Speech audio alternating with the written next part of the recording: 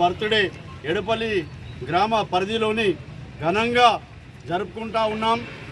ఆయన కేటీఆర్ గారు మన ఐటీ రంగాన్ని 10 సంవత్సరాల నుండి ఎంతో లక్షలాది ఉద్యోగాలు తీసుకొచ్చి ఐటీ రంగాన్ని ఈరోజు ఎక్కడ లేని విధంగా ఐటీ రంగాన్ని స్థాపించిన గొప్ప మనిషి మన కేటీఆర్ గారు.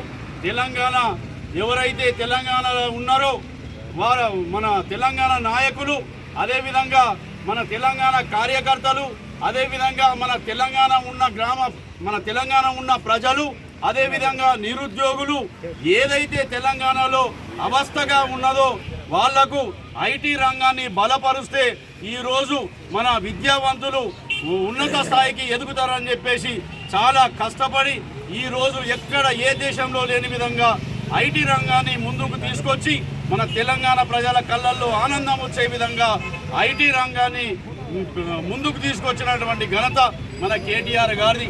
తెలంగాణ ఉద్యమంలో నుండి వాళ్ళ కేసీఆర్ గారి వెన్నంటే ఉండి తెలంగాణ రాష్ట్రాన్ని స్థాపించి తెలంగాణను తీసుకొచ్చి ఎవ్వరు చేయని విధంగా వాళ్ళ నాన్నకు చేదోడు వాదోడుగా ఉండి నేనున్నా అని చెప్పి తెలంగాణ ఉద్యమంలో ఉద్యమించి ఈరోజు ఊవెత్తున కేటీఆర్ గారంటే మా అన్న, మా మామ, మా దేవుడులాగా ఈరోజు తెలంగాణ యావత్ ప్రపంచం మన కేటీఆర్ అన్న గారిని గుర్తించుకొని ప్రతి తెలంగాణ గ్రామంలో ఈరోజు ఆయన బర్త్డే సెలబ్రేషన్లు గ్రాండ్గా చేస్తూ ఉన్నారు.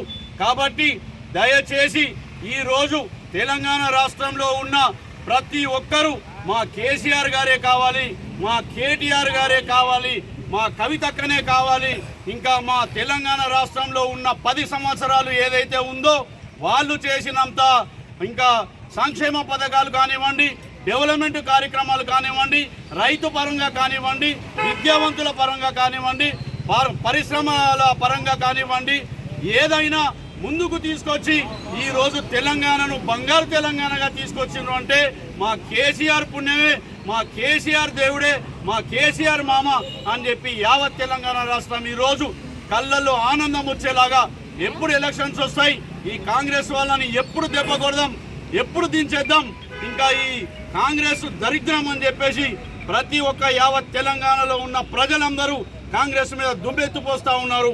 రాబోయే లోకల్ ఎలక్షన్లో కానివ్వండి, ఇంకా ఏదైనా వాళ్ళకు సీటు దించేసి బుద్ధి చెప్తామని చెప్పేసి ఈరోజు యావత్ తెలంగాణ ప్రపంచం కంకణం కట్టుకొని ఉంది. కాబట్టి మేమందరము, మా బీఆర్ఎస్ కుటుంబం అందరము కలిసికట్టుగా ఈరోజు మన కేటీఆర్ గారిని, కేసీఆర్ గారిని, వాళ్లతో ఉన్న కుటుంబం ఎమ్మెల్యేలు మేమందరం ప్రజలలో మమేకమై మళ్ళీ తెలంగాణ తీసుకొస్తామని చెప్పి కేటీఆర్ బర్త్డే సందర్భంగా మేము ఈరోజు ఎడపల్లి మండలంలో అందరం శపథం చేస్తూ జై కేటీఆర్, జై కేటీఆర్, జై కేటీఆర్. భావి ముఖ్యమంత్రి, తెలంగాణ ఆశాజ్యోతి, మా డైనమిక్ లీడర్ కేటీఆర్ గారి బర్త్డే రోజున ఎడపల్లి మండలం హెడ్ క్వార్టర్లో అన్ని గ్రామాలలో ఒక పండుగ వాతావరణంలాగా ఈరోజు కేటీఆర్ బర్త్డే చేసుకోవడం జరిగింది.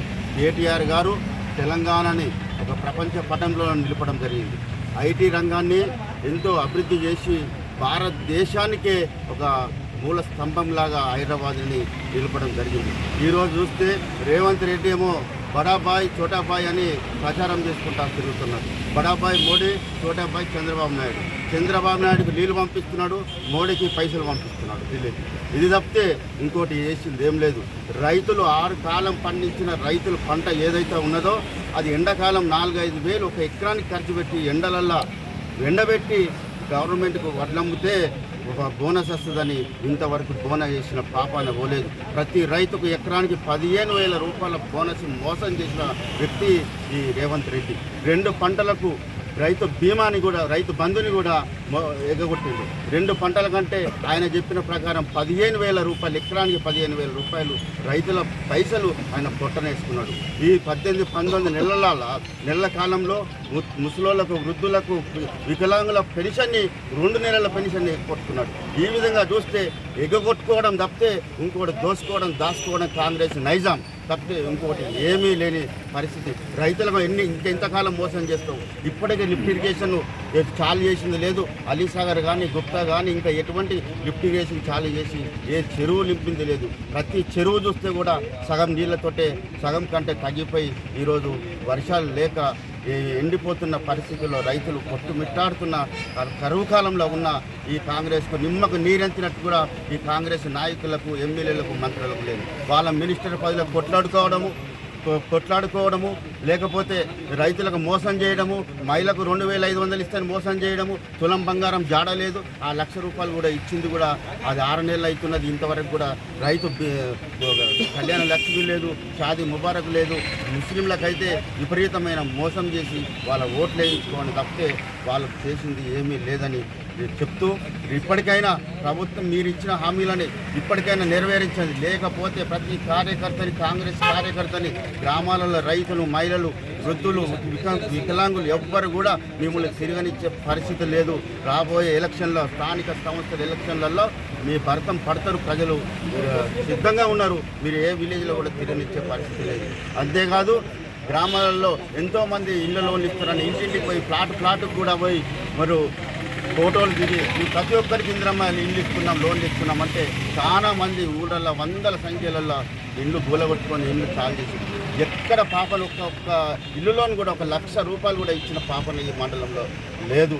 వాళ్ళందరికీ నడ్డేడిసి రేపు పొద్దున బాకీల కోసం పొలాలు అమ్మి, ఇండ్లు అమ్మి, అలా తాకట అమ్మి మళ్ళీ దుబాయ్ పోయే పరిస్థితి ఈ తెలంగాణలో తీసుకొచ్చిన ఈ కాంగ్రెస్ ప్రభుత్వానికి తగిన బుద్ధి చెప్పాలని ఈ సందర్భంగా తెలియజేస్తాను.